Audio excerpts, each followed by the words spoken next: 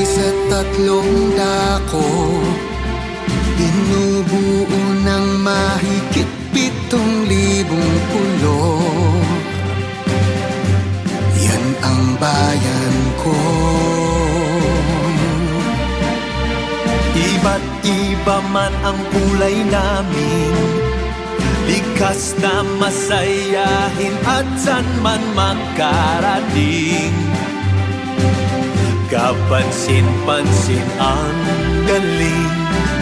Ngunit kahit may samot-saring sari-sariling pinaniniwalaan, ngunit kahit may samot-saring lengguwaheng hindi ko na naiintindihan, tayo ay iisa sa puso't diwa, hinding-hindi magigiba.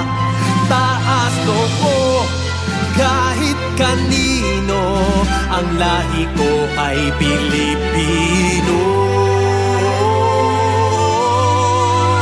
Halina't kilalanin ang lahing di pa aapi ninuman, binabagyo man lagi, magsisimulang muli.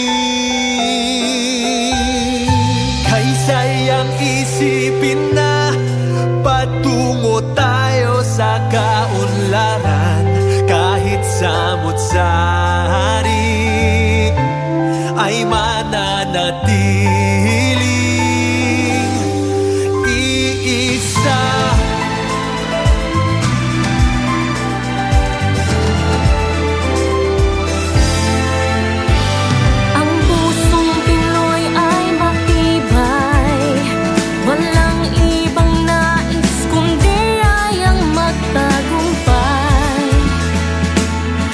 Patintero ng buhay, ngunit kahit may samot-saring sari-sariling pinaniniwalaan, ngunit kahit may samot-saring nauusong ating kinahihiligan, tayo ay iisa sa puso't diwa, hinding-hindi magigiba.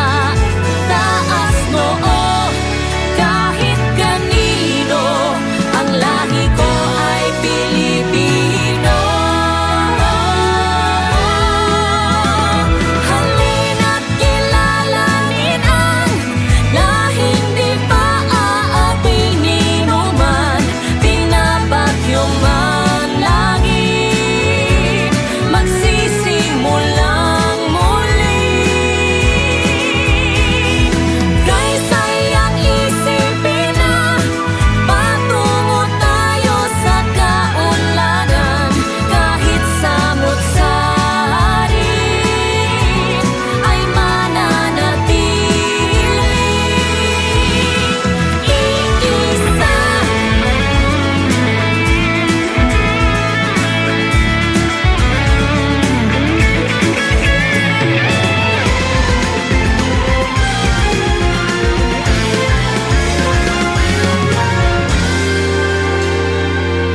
Ngunit kahit may samot-saring sari-sariling pinaniniwalaan, Ngunit kahit may samot-saring hidwaan, kailan ba kaya matutuldukan? Tayo ay iisa sa puso't diwa, hinding-hindi magigiba. Taas noo kahit kanino, ang lahi ko ay Pilipino.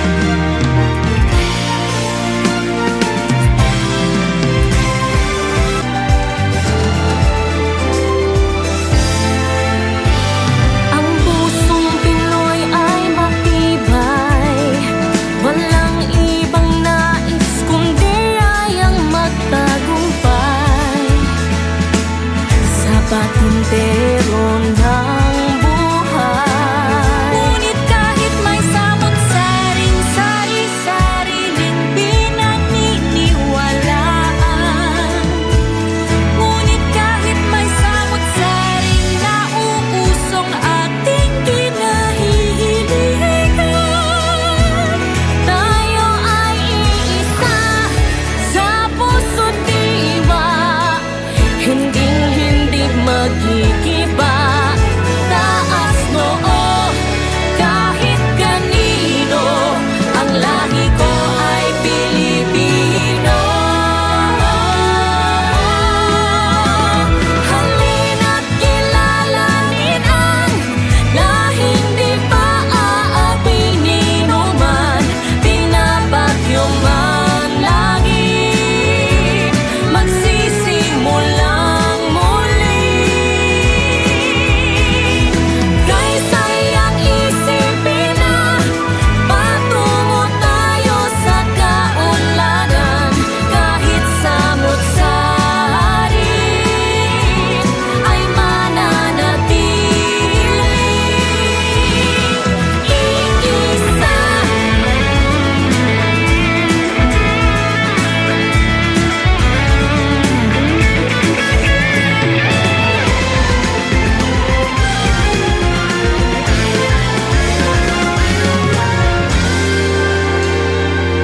Ngunit kahit may samot-saring sari-sari ding pinaniniwalaan, Ngunit kahit may samot-saring hidwaan, kailan pa kaya matutuldukan?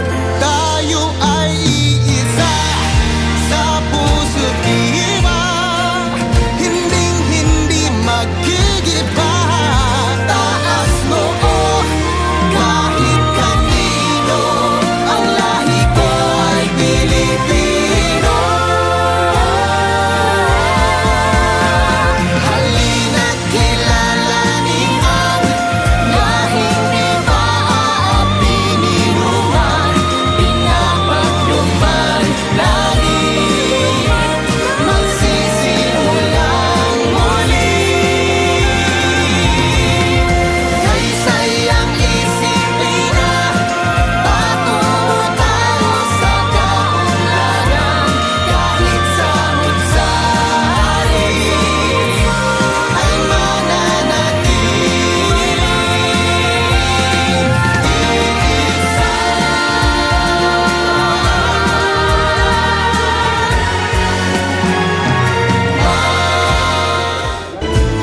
Ngunit kahit may samot-saring nauusong ating kinahihiligan, tayo ay iisa sa puso't diwa, hinding-hindi magkikiba.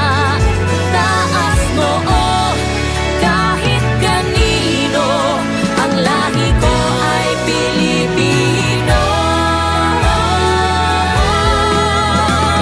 Halina't kilalanin ang lahing di pa aapi ni numan, pinapakyo man lagi, magsisimulang muli. Kaysayang isipin na patungo tayo sa kaunlaran, kahit samot-sari ay mananatili. Iisa.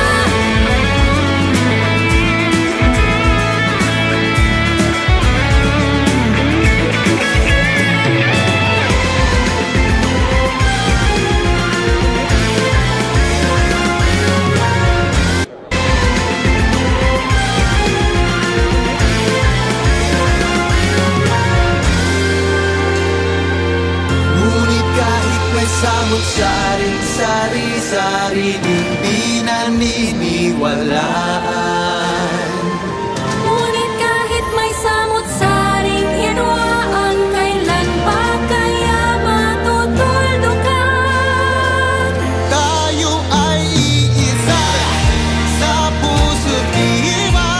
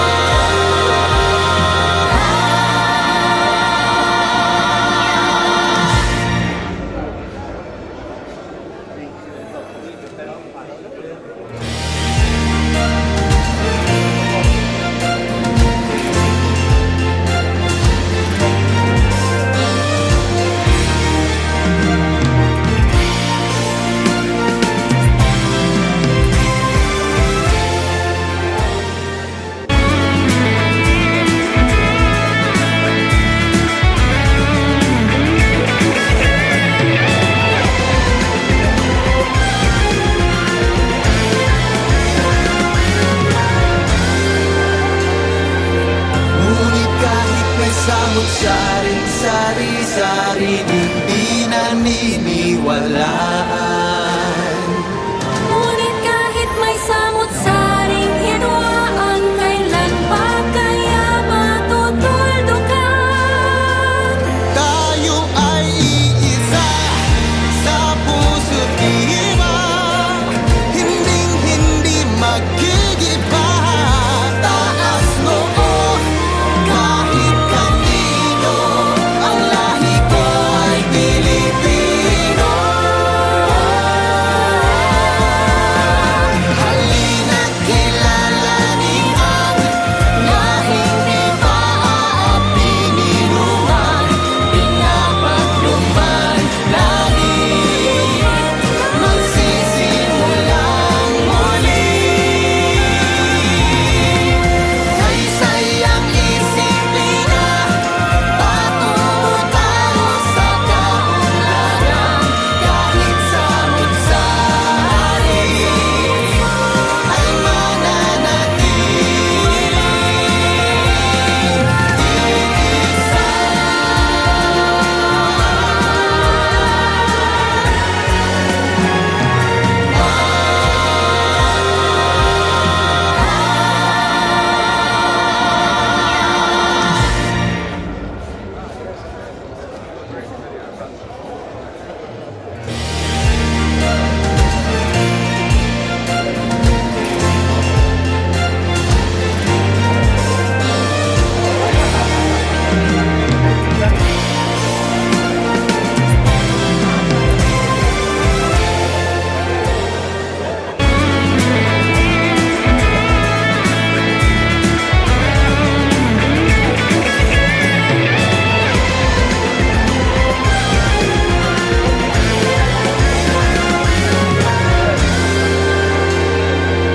Ngunit kahit may samot-saring sari-sari di naniniwalaan.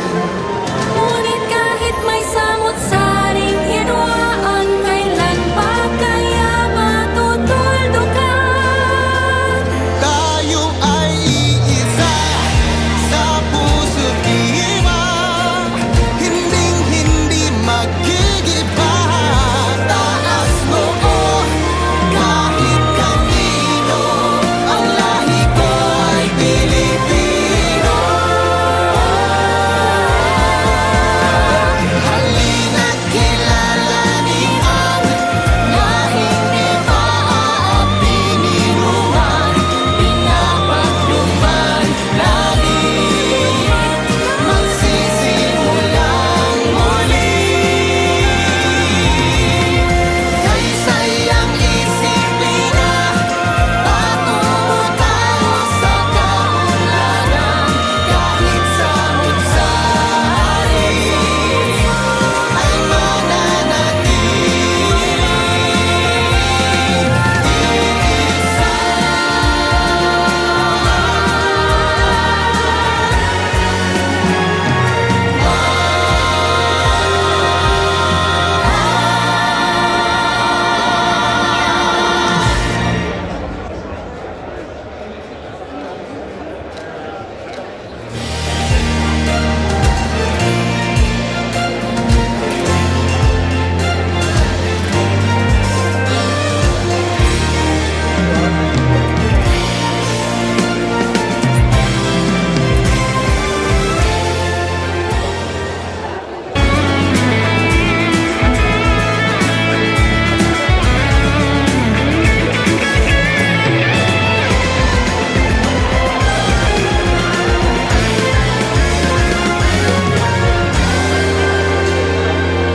Ngunit kahit may samot-saring sari-sari di naniniwalaan. Ngunit kahit may samot-saring hidwaan, kailan pa kaya matutuldukan? Tayo ay iisa sa puso't iba, hinding-hindi magkigiba. Taas noo kahit kanino, ang lahi ko ay Pilipino.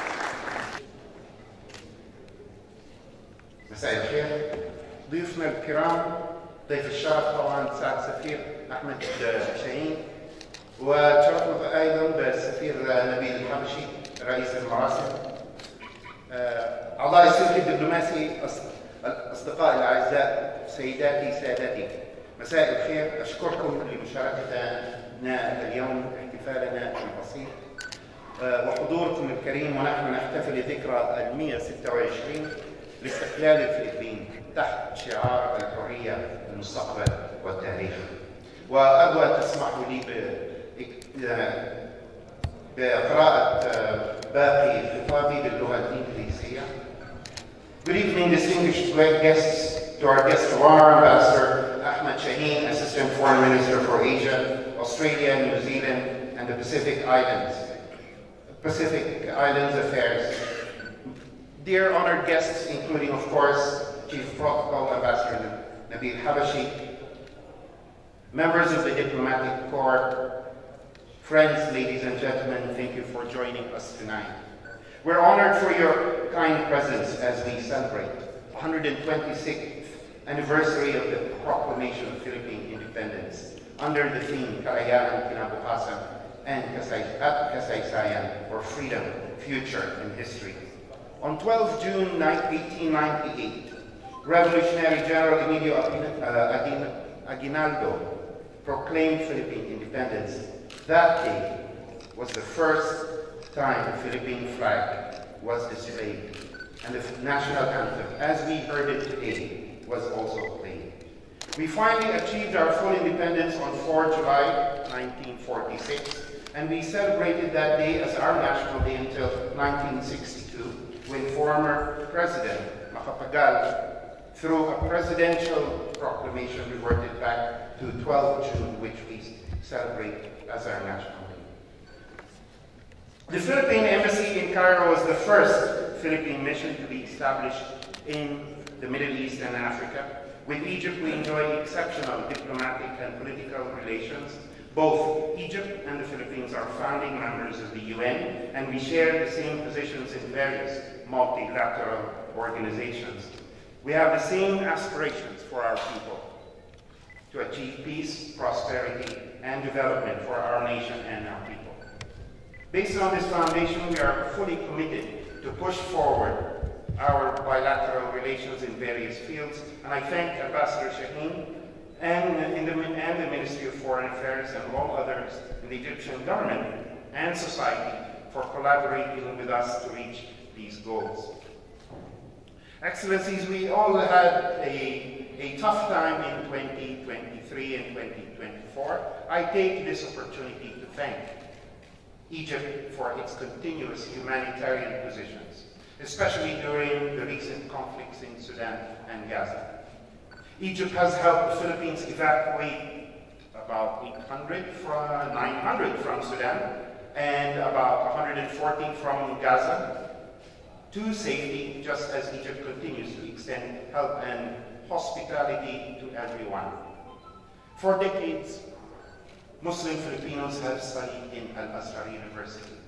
My father did not study in Azhar, he studied in Cairo University.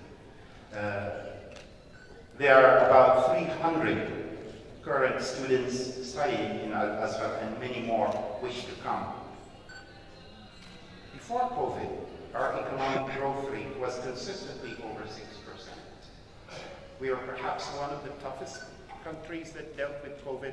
I remember having to wear a face shield and and mask and so on, but we're back. And the Philippine economy is back on track and enjoys economic growth that's expected to increase by an average of 5.9 to 6% until 2026, and hopefully beyond. As a founding member of ASEAN, or the Association of Southeast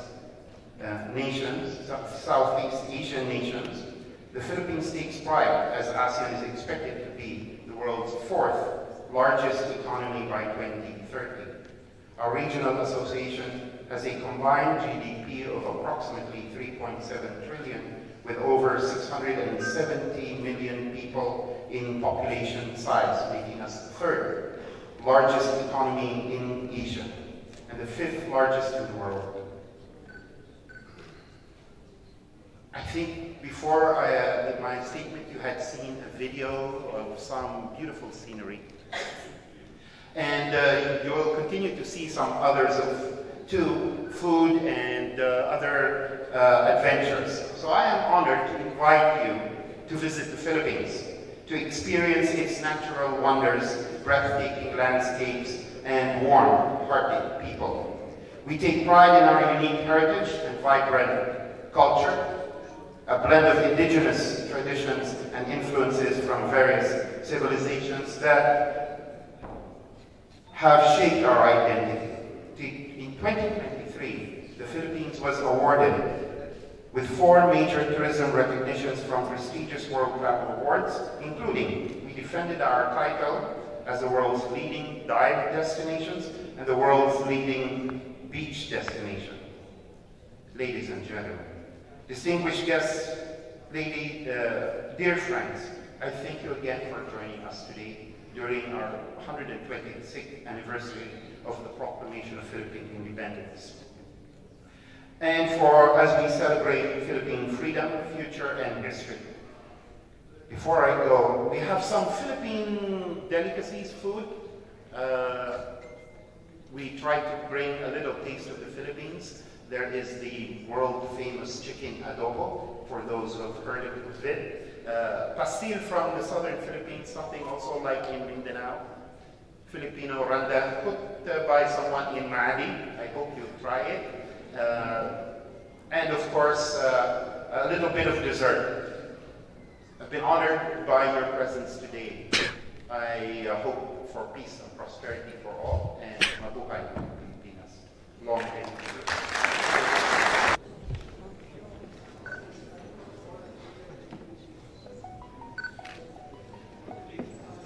Your Excellency, Ambassador, Dean Tago, Ambassador of the Republic of the Philippines in Canada. Excellencies, dear colleagues, ladies and gentlemen. Allow me to start my opening remarks by thanking His Excellency Ambassador Tago for inviting me to celebrate the 126th anniversary of the declaration of Philippine independence. It is worth mentioning that Egypt was one of the first countries to establish diplomatic relations with the Philippines, according to the bilateral agreement signed between the two countries in 1946. Therefore, I believe this year is considered the 77th anniversary of the bilateral relations. Egypt and Philippines enjoy excellent relations. Both countries share similar stances towards many regional and international issues. They exchange support within multilateral forums on a very regular basis. There is a great potential in both countries in fields of trade and investment. Shared efforts have exerted to explore opportunities in both countries, utilizing business council mechanisms and others. It's worth mentioning that the benefit of establishing high level of trade and investment will definitely open the door not only to the Philippines and Egyptian market, but also to the ASEAN and the African market. Tourism represents another important dimension in fostering the economic and cultural relations between Egypt and Philippines.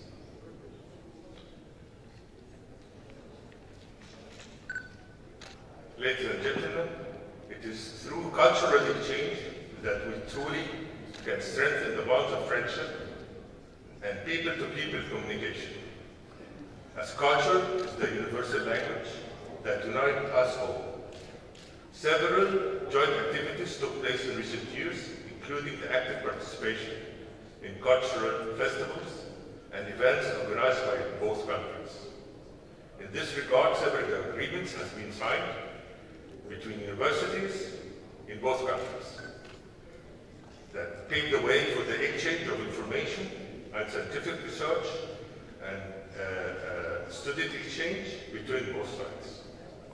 Likewise, there is an important role played by Al-Azhar through its scholarships to the Filipino students.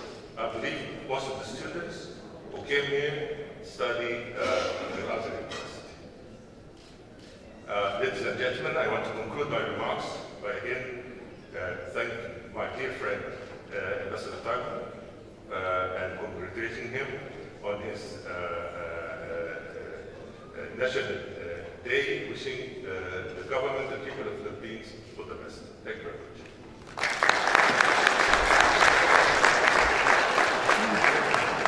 Thank you, Mr. Ambassador. May I request Ambassador Tago join? Brunei Darussalam.